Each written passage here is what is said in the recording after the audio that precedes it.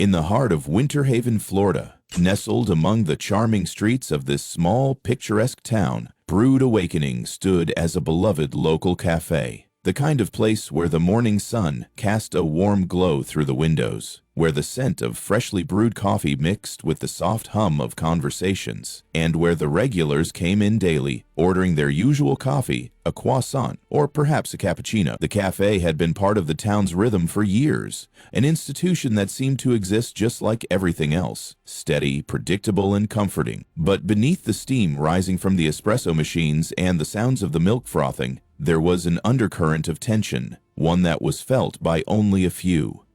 Emma Thompson, a 17-year-old high school senior, worked there part-time. She was a friendly girl, known for her warm smile and her quiet yet diligent work ethic. Most of the customers never gave her a second thought, but that was fine by Emma. She didn't crave attention. She came in early, before the bustle of the day began, to prepare the cafe for opening. She cleaned, brewed, served, and kept to herself, doing what she had to do to get through her final year of high school while earning enough to help pay for her textbooks, her school activities, and the occasional treat for herself. She had big dreams, dreams of escaping the confines of Winter Haven, of becoming something more than just a small-town girl working at a cafe. But for now, this job was what she had. It was simple, it was safe, and it allowed her to focus on her studies. However, lurking behind the counter, where Emma spent hours each week, there was something sinister happening, something that at first only she could sense. Her boss, Michael Harrow, a 38-year-old man, was well-liked by the regulars. He was charming, had a smile that could disarm anyone, and carried himself with a sense of ease that made everyone believe he was nothing more than a friendly, approachable cafe owner. He was known for cracking jokes with customers, for remembering their names, for always going the extra mile to make them feel special. But as Emma would soon learn, there was a darkness to Michael Harrow. A darkness that hid behind the laughter and the charisma. At first, Emma dismissed the subtle hints of discomfort that tugged at her whenever Michael spoke to her. He was her boss, after all, and she needed this job. She told herself that she was just being overly sensitive, that he was simply being friendly, like he was with everyone else. But as the weeks went on, the comments grew more frequent. "You've got a beautiful smile, Emma. You should smile more." He would say it almost every day, his eyes lingering a little too long on her face, as if the words were meant to convey more than just praise. "You know, you're really something special. You don't even know how beautiful you are, do you?"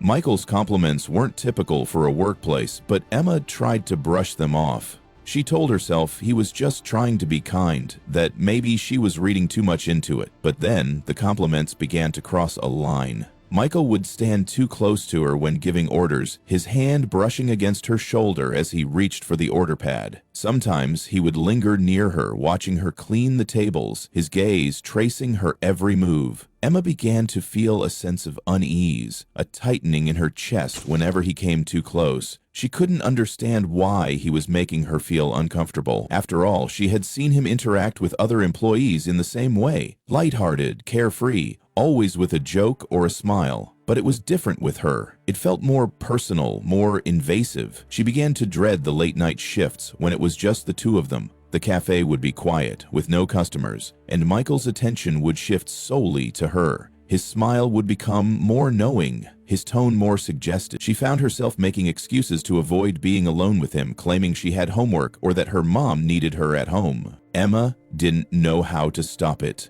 She didn't know if anyone would believe her if she told them. She was just a teenager. He was a man with authority, someone who owned the cafe and had the power to fire her if she spoke out. He had a way of making everything feel normal, of convincing her that she was overreacting. He made her feel like she was imagining things, like she was somehow responsible for his actions.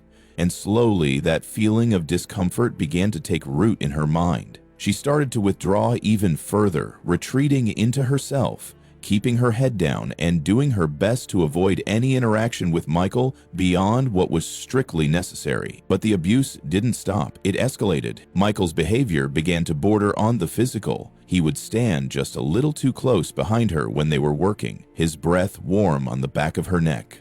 One night, as she was closing up the cafe, Michael approached her under the guise of offering help with cleaning. His hand brushed against hers as he reached for the broom, his fingers lingering for just a moment too long.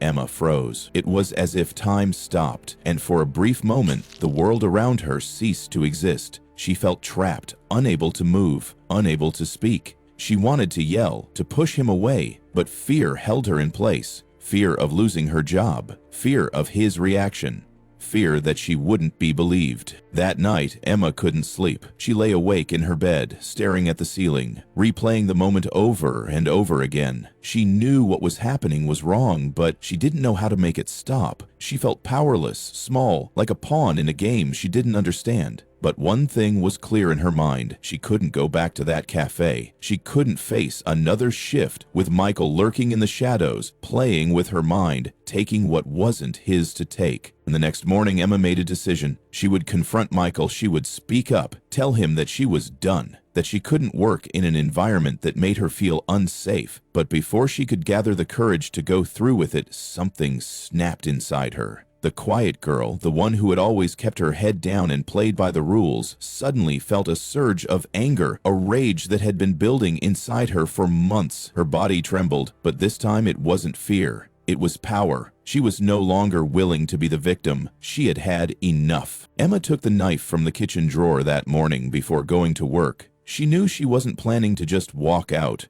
No, it was too late for that. She had been pushed too far. When Michael crossed a line once again, when his touch became more than just a simple gesture, Emma snapped. She no longer saw him as her boss. He wasn't just a man. He was the embodiment of everything she had suffered. And in that moment, she made the most irreversible decision of her life. The police would later describe the scene as one of desperation. Michael Harrow's life was taken with the same methodical precision that Emma had once reserved for schoolwork. But it was more than that. It was a fight for control, a desperate cry for help that had been years in the making. Emma Thompson's life would never be the same again. Neither would the town of Winter Haven. Emma Thompson had always been the quiet type. She wasn't the kind of person who demanded attention or tried to make a name for herself. In fact, Emma preferred to stay in the background, focused on her studies and her part-time job at the local cafe. Brewed Awakening, the small coffee shop she worked at, was a second home to her, a safe space where she could escape from the pressures of high school and the expectations of her family. The work was simple, brewing coffee, serving pastries, and cleaning up after the morning rush, but it provided Emma with a sense of independence. It allowed her to support herself and ease the financial strain her family was going through. At the cafe, she could forget about her academic struggles and just focus on the steady rhythm of the espresso machine and the clink of mugs. She wasn't one to cause trouble or attract unnecessary attention, and Emma kept to herself as much as possible. She'd quietly attend to her tasks, often taking solace in the calm moments between customers. Her life was ordinary, and she liked it that way. She liked the predictability, the comfort in knowing what was expected of her. But as time went on, the stability she had relied on began to unravel. The problem started with her boss, Michael Harrow, who had been working at Brewed Awakening for several years. Michael was in his late 30s, more than twice Emma's age, and was a well-known figure in town. He was friendly, personable, and had a reputation for being charismatic, traits that made him popular among the regulars. At first, Emma found Michael's outgoing nature refreshing. He was always willing to share a laugh with customers, cracking jokes and engaging with them in a way that made the cafe feel lively and welcoming. She admired his ability to make everyone feel at ease, his effortless charm that made him the center of attention wherever he went. But soon, Michael's attention shifted to her. It started subtly, almost imperceptibly. At first, it was the occasional compliment, how nice her hair looked, or how well she worked under pressure. Emma didn't think much of it at first. He was her boss, after all, and maybe it was just his way of trying to be friendly. But then the compliments grew more personal. "You've got a smile that lights up the room, Emma," he'd say with a wink. Or, "You're prettier than most of the girls I see around here." At first, Emma brushed it off, telling herself that it was just Michael being friendly, that he didn't mean anything by it. She wasn't used to receiving attention from older men, and the flattery made her uncomfortable. But she didn't know how to respond, so she said nothing, choosing to ignore the subtle undercurrent of his words. As the weeks passed, Michael's behavior became more overt.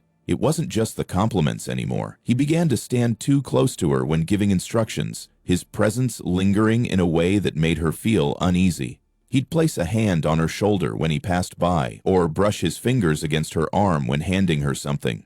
These touches, while not overtly inappropriate, felt too intimate for a work environment. Emma couldn't shake the feeling that something was off. She started to dread coming to work, knowing that she'd have to face the growing discomfort of his proximity. Michael's behavior became harder to ignore. There were moments when he would corner her in the back room, talking to her for minutes at a time about his personal life, or asking her about hers. He would lean in closer than necessary, his eyes scanning her face, as if he were trying to decipher something hidden beneath the surface.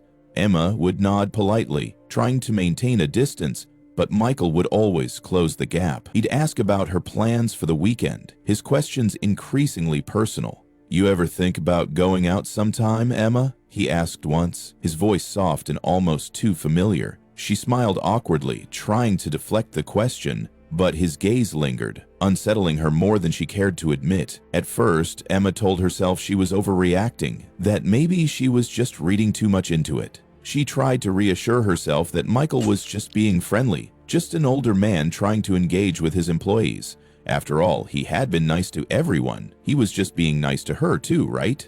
But the compliments, the lingering touches, and the moments when he made her feel like she was the only person in the room started to wear on her. She began to feel trapped in a situation she couldn't control. Her job, which she had once enjoyed, became a place of constant discomfort. Every shift felt like a countdown to the next uncomfortable encounter. There were days when she would walk into Brewed Awakening and feel her stomach tighten at the thought of seeing Michael. She would make excuses to avoid being alone with him, staying in the back room or taking extra shifts to keep herself busy. But Michael seemed to notice this. He would often try to coax her into staying late, saying that he could use the extra help to close up.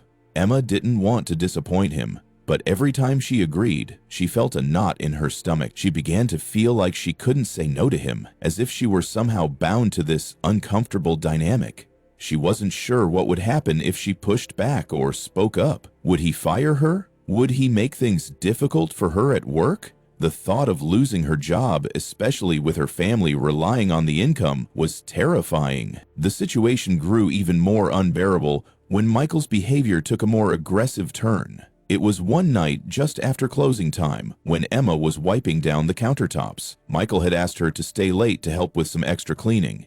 Emma had hesitated at first, but then she agreed. It was just another late shift. She had been working here for months and she thought nothing of it. But that night, as the cafe emptied and the lights dimmed, something changed. Michael, who had been more distant in recent weeks, approached her in the back room, his presence more imposing than usual. He stood too close to her, his breath warm against her neck as he spoke. "You know, Emma, you're different from the other girls here. You're special," he said, his voice low, his tone too intimate. Emma's heart raced as she tried to step back, but he followed her, his eyes never leaving hers. She could feel her pulse quicken, her body frozen in fear. That night, something inside Emma snapped. She couldn't take it anymore. She felt cornered, suffocated by the situation she had been too afraid to confront. She tried to push past Michael, to get away, but he blocked her path. His hand reached out, brushing against her arm, and it was then that Emma knew she couldn't keep living like this. In a moment of panic, in the heat of terror and desperation, she grabbed the first thing she could find, an old kitchen knife, and in one swift motion she acted. Michael fell to the floor, his eyes wide in shock as the realization of what had happened set in. Emma stood over him, her hands shaking, her breath coming in ragged gasps. What had she done? How had she gotten to this point? The aftermath was a blur. Emma didn't remember much after that. She ran from the cafe, her heart pounding in her chest, the weight of her actions crashing down on her. She didn't know where to go, what to do, or who to turn to. But what she did know was that her life, the quiet, ordinary life she had once known, was over. The cafe, once a safe haven, was now a place of unspeakable horror. And Emma Thompson, the shy girl who had just wanted to make it through high school, had become a criminal. The line between self-defense and murder had been blurred beyond recognition, and Emma's future would never be the same again. It began in a way that seemed harmless, at least at first. Michael Harrow, the 38-year-old owner of Brewed Awakening, had always been friendly with Emma. She wasn't unfamiliar with the casual work banter that flowed between employees and employers in a relaxed coffee shop environment. He would compliment her appearance occasionally, but it wasn't anything out of the ordinary for someone who was just trying to create a friendly atmosphere in the workplace. "You've got a pretty smile, Emma," he would say with a chuckle. Or, "You're so much prettier when you let your hair down." At first, Emma would blush and thank him, not thinking too much of it. She told herself that it was just his way of making her feel comfortable. After all, Michael had always been charming, quick to smile, and personable with the customers.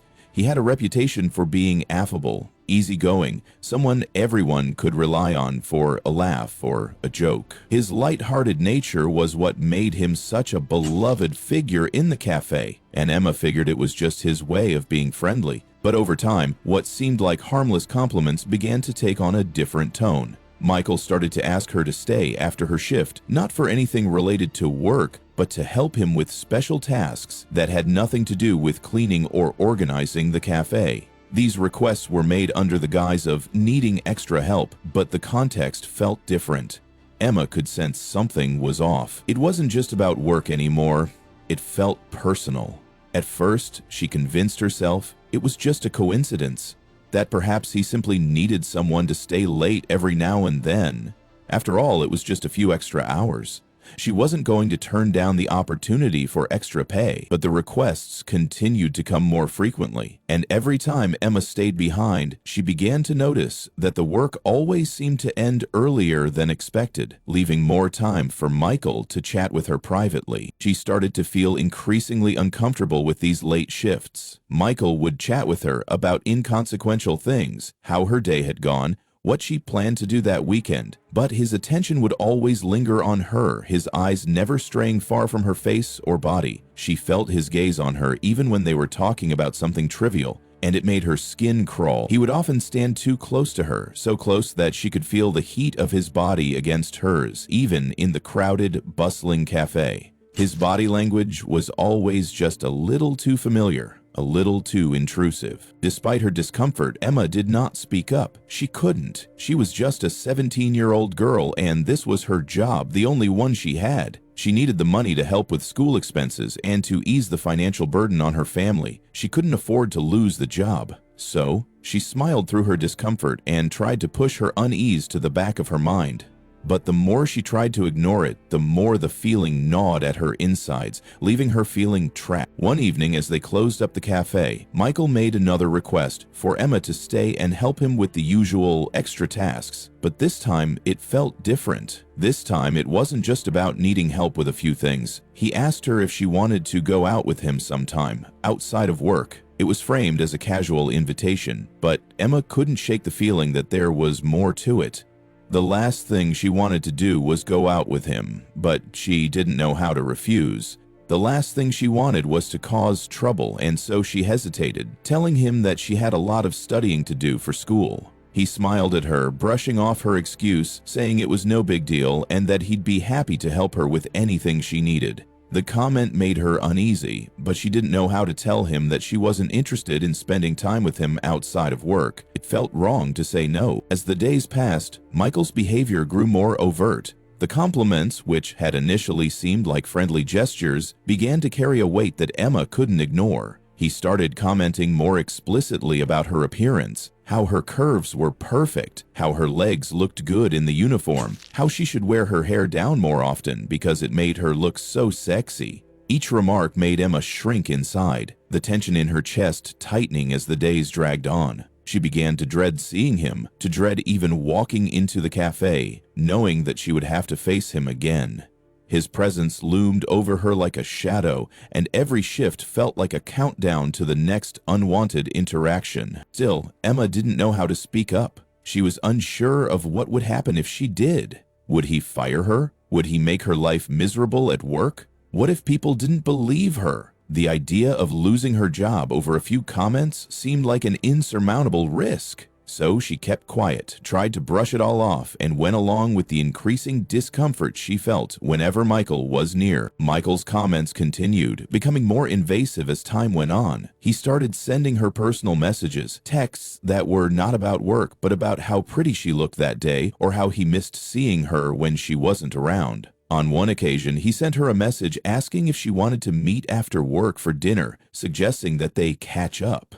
Emma didn't know how to respond. She had no interest in going out with him, but once again, the fear of confrontation held her back. She didn't want to upset him, didn't want to lose her job, so she simply didn't reply to the message. But ignoring him only made her feel more anxious. She began to keep her phone on silent at work, refusing to look at the texts, hoping they would stop. Despite her best efforts to ignore Michael's behavior, it continued to escalate. He made inappropriate comments about her body, about her looks, and about how she deserved better than working at the cafe. Every remark left Emma feeling smaller, as though she were nothing more than an object for his amusement. She began to feel sick when she thought about going to work. Her stomach would churn every morning as she prepared for her shift. The fear was growing, eating away at her peace of mind, making her dread each moment she spent there. The fear of what would happen next, the fear of what she might have to endure if she stayed quiet for just one more day, was slowly starting to consume her. But Emma couldn't afford to speak up. She had no one to turn to. Her friends didn't know, and she hadn't told her parents about the discomfort she felt, afraid that they would blame her or think she was overreacting. She was isolated, left to suffer in silence. Each day was a battle between her desire to get through it and the growing terror that each day was pushing her further into a corner. She had no idea how much longer she could hold on. The growing tension between her and Michael was becoming unbearable, and she was afraid of what might happen if she finally snapped. It was a late Thursday night, just days before Emma's 18th birthday, when everything changed. The cafe had been quiet for the last few hours, and the soft hum of the refrigerator and the occasional clink of dishes were the only sounds that filled the otherwise empty space. Michael had asked her to stay after closing time to help clean up. Just the two of them, he said, to get everything ready for the next morning. Emma hesitated, as she always did when he made such requests. She didn't like staying late, and her instincts told her that something always felt off when it was just the two of them. But she couldn't afford to lose the extra hours. With bills to pay and her future uncertain, the money she earned at the cafe was important. Besides, Michael had been her boss for months, and she convinced herself it would be just another late night of cleaning. She agreed, albeit reluctantly. The cafe itself had an eerie calm that night. The usual chatter and warmth of the daytime rush were replaced by an uncomfortable silence that seemed to weigh heavily on Emma's shoulders. As the last of the customers left and the lights dimmed, Emma went about her usual routine, wiping down counters and sweeping the floor. Michael, as usual, stood nearby, offering half-hearted comments or making small talk that Emma didn't have the energy to respond to. She focused on her work, hoping the night would pass without incident. But as the minutes ticked by, Emma began to feel the tension in the air. Michael had been acting differently all week, and she could feel it in his eyes, the way they lingered on her longer than they should. She had tried to ignore it, tried to pretend like everything was fine, but the unease in her gut wouldn't go away.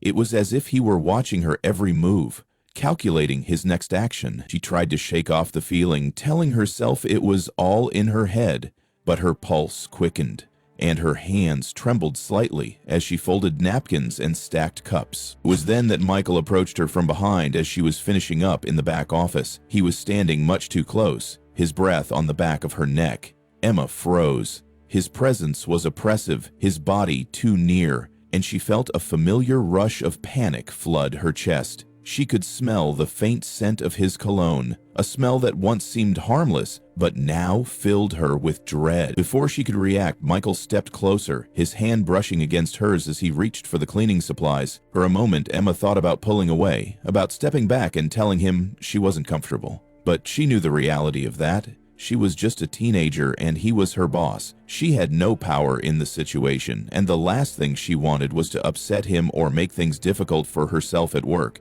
She had already learned to put up with his little comments, his unwanted attention. She didn't want to make it worse by confronting him directly, so she stayed still, trying to hide the panic rising inside her, telling herself to just get through the shift. But Michael didn't stop there. He moved closer, his hand lingering on her shoulder longer than necessary. The touch felt different now, more deliberate, more forceful. Emma flinched instinctively, but Michael didn't seem to notice. He leaned in, whispering in a low voice, "You know, Emma, you don't have to be so distant all the time. You could be a lot more fun if you just let go." His words, once casual, now carried an edge of coercion that Emma couldn't ignore. She pulled away slightly, but Michael blocked her path, placing his hand on the doorframe, effectively trapping her. Emma's heart raced. She could feel the walls closing in, the weight of his body blocking her escape. Her breath came in shallow gasps as she realized she had nowhere to go. She was alone in the back office with no one else around, and Michael was standing in front of her, his expression now one of cold determination. She had no choice but to face him. "Michael, please." Emma's voice barely rose above a whisper, her words trembling with fear. "I need to finish cleaning. I really should be going home." But Michael wasn't listening. His hand slid from the doorframe to her arm, his fingers tightening around her skin. He pulled her toward him, and Emma's heart seemed to stop. She could feel the heat of his body against hers, the discomfort building into something far more sinister. His lips brushed her ear as he whispered, "You don't need to rush off. We could spend some time together, just the two of us. I think you and I could have a lot of fun." Emma's mind raced, but all she could feel was terror. She didn't know what to do, where to go. She felt trapped. The cafe, once a safe space, now felt like a cage. The reality of her situation hit her all at once. She was at the mercy of this man who held all the power. She had nowhere to turn. The fear she had been suppressing for months, the dread that had grown with each shift, came crashing down on her in that moment. She could no longer deny what was happening. He wasn't just her boss. He was an aggressor, and she was his prey. It was in that moment of terror, with no escape and no way out, that something inside Emma snapped. The panic and fear she had carried for so long, her fear of losing her job, her fear of being ignored or belittled, her fear of being powerless, coalesced into one overwhelming emotion: rage. In one swift motion, Emma grabbed the knife that was always kept on the counter for cutting pastries. The blade felt cold and foreign in her hand, but it was the only thing she could think of. Desperate, she lashed out, stabbing Michael in the arm. The shock of it sent a jolt of adrenaline through her body, and before she could even process what had happened, her fear and anger took control. She kept stabbing, again and again, the knife slicing into his flesh, the sound of the blade cutting through the air ringing in her ears. The room seemed to spin as Michael collapsed to the floor, his hands clutching at his wounds, but Emma couldn't stop. She didn't stop until Michael Harrow lay motionless on the ground, his body crumpled and lifeless. The silence that followed was deafening. Emma stood over him, the blood on her hands still warm, her breathing ragged and shallow. The weight of what she had just done crashed down on her all at once, but it wasn't regret that filled her chest. It was a strange, hollow emptiness. She wasn't sure what had come over her. Was it self-defense? Was it fear? Was it rage? She didn't know. All she knew was that Michael Harrow, the man who had terrorized her for so long, was now lying at her feet, silent and still. Emma stared at the body in front of her, her mind racing, but her body frozen. The knife felt heavy in her hand, like a foreign object she couldn't bring herself to let go of. She didn't know what to do next. The world outside seemed to fade away as she stood there, trapped in the aftermath of her actions. The cafe that had once been a refuge now seemed like a prison. Emma's life had changed in a single, terrifying moment. She had no idea what would happen next, but she knew that nothing would ever be the same again. In the moments after the attack, Emma's mind was a blur of confusion and fear. She stood there, staring down at Michael's lifeless body, her chest rising and falling in frantic, shallow breaths. Blood pooled around him, soaking into the floor tiles and splattering her clothes, her skin. She was covered in it. His blood. Her blood, the evidence of what had just happened. Her hands shook uncontrollably as they hovered over the knife, still clutched in her fingers, as if her body could not comprehend the violence she had just committed. The weight of what she had done hit her all at once, crashing down like a tidal wave. She didn't know what to do. There was no plan, no sense of direction. The cafe, once a place of comfort and routine, had transformed into a nightmare. It felt foreign now, like a place she didn't belong. The familiar sounds of the espresso machine and the clink of ceramic cups were replaced by the deafening silence that stretched through the empty cafe. Her heartbeat thudded in her ears, drowning out everything else. The place she had once worked so hard to maintain now felt like a prison, every inch of it tainted by what had just transpired. The reality of her actions began to settle in, and Emma felt a wave of panic wash over her. What had she done? She had taken a life that was once in her hands and now lay at her feet, cold and unmoving. The thought of it made her stomach churn, but at the same time there was a strange numbness creeping in. Part of her wanted to run, to disappear, to escape the consequences that were sure to follow. She thought about running away, leaving everything behind and never looking back, but deep down she knew it was impossible. No matter where she went, no matter how far she ran, the weight of her actions would follow her. There would be no escape from the truth of what she had done. Her mind raced as she tried to think of a way out, but there was no solution. There was nothing she could do except face the reality of her actions. She felt trapped, cornered by the consequences of her choices. She knew she couldn't just leave the scene, not with Michael's body lying in the back office. She couldn't pretend like nothing had happened. Her fear was overwhelming, but so was the feeling of guilt, the guilt that would haunt her forever. Emma knew she had to call someone, but who? She didn't know who to turn to in a moment like this. Her parents? Would they understand? Would they believe her? Was she a victim, as she had told herself for so long, or had she crossed a line into something far darker? In that moment, the truth seemed impossible to grasp, but the reality of her situation settled in, and Emma's hands fumbled for her phone, trembling with uncertainty as she dialed the only person she thought she could rely on: her mother. The phone rang once, then twice. Finally, her mother's voice came through, muffled and confused. Emma's heart raced, her words catching in her throat. She didn't know how to explain what had just happened, how to say the words that were stuck in her chest. Her mind scrambled for the right thing to say, but nothing felt right. The only thing that felt certain was the terror that gripped her. She wasn't sure how to explain the mess she had created, the horror that had unfolded in the quiet of the cafe. Her mother, sensing something was wrong, rushed to the cafe. Emma stood there, covered in blood, waiting for her. But she couldn't bring herself to speak. What could she say? There were no words to fix what had happened, no words to take back the violence that had exploded in that quiet back office. She couldn't ask for forgiveness, not yet. She didn't even know what she needed. She only knew that she couldn't undo what she had done. By the time her mother arrived, the authorities had already been notified. It didn't take long for the police to arrive, the flashing lights of the squad cars casting an eerie glow on the cafe's windows. Emma stood in the back, frozen, unable to move as officers flooded the scene. They didn't know what to expect. No one had given them a full picture of what had happened, but the sight of Emma covered in blood was enough for them to act quickly. They immediately took her into custody, her hands still shaking, her mind reeling. As they led her out of the cafe, Emma's legs felt weak beneath her. She was overwhelmed by the realization of what had just occurred.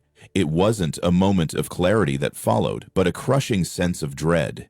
She wasn't sure what to feel: guilt, fear, relief, or something else entirely. But one thing was clear. Her life had changed in an instant. The quiet girl who had once worked at Brewed Awakening had now become something else entirely. There was no going back. As she was escorted into the squad car, Emma's thoughts were scattered. She tried to make sense of what had just happened, to understand the twisted path that had led her to this point, but there was no answer that could bring her comfort. All she could think about was Michael lying lifeless in the back office. She couldn't shake the image from her mind. Her body trembled, and the tears she had been holding back finally broke free. What had started as a simple part-time job had now spiraled into a tragedy that would follow her for the rest of her life. In the silence of the police car, Emma realized that this was just the beginning. The consequences of her actions were only starting to unfold, and she had no idea where they would lead. All she knew was that nothing would ever be the same again. The moment she grabbed that knife, everything changed. and now she would have to live with the aftermath. Emma Thompson's trial became the focal point of a nationwide conversation about power, abuse, and the struggles that young women face in the workplace. The defense argued that Emma had acted in self-defense, that she had been pushed to the edge by months of harassment and assault. But the prosecution painted a darker picture, arguing that Emma had crossed the line between defense and murder. The jury found Emma guilty of manslaughter, but her age, her history of abuse, and the circumstances surrounding the crime were all taken into account during sentencing. Emma was sentenced to 12 years in prison, a fate that would follow her for the rest of her life.